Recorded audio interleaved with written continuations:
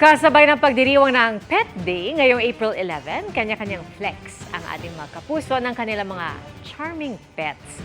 At gaya po nila, pwede rin nyo kung i-share bilang isa sa aming News Cooper ang inyong mga larawan. Nakatutok si JP Soriano. Super behaved sa kanilang possum family photo ang pamilya Balbods na bumabati ng Happy Pet Day. Summer vibes with sunglasses naman ang fur bibing yan na may pa-shoutout sa mga kachimken. Marami sa ating friends talagang all smiles ngayong Friday, Pet Day. Gaya ni Kevin, Miracle at Chippy. Heto't may nagpapa-burger pa nga sa tuwa. Just chillin naman ang peg ng poodle na ito. Parang si Bimbi lang na nagpapapresko with his white sando. Pati ni Kit Kat and Lala Loves.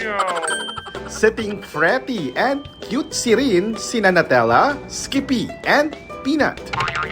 May version din yan sina Nami, Cookie, and Bumi. Ang ilan naman, parang ang lalim yata ng iniisip. Ano man ang mood at ganaps ng yung fur babies ngayong Pet Day, deserve nila ng love and care every day. Mga kapuso, pwede ka rin maging isa sa aming mga News Cooper para sa inyong kwentong totoo, kwentong kapuso. Sumali na sa Newscoop Plus Facebook group at i-share ang inyong mga larawan at video. Maaaring ma-feature ang inyong storya sa aming newscast. Gamitin lang ang hashtag Newscoop sa inyong mga post.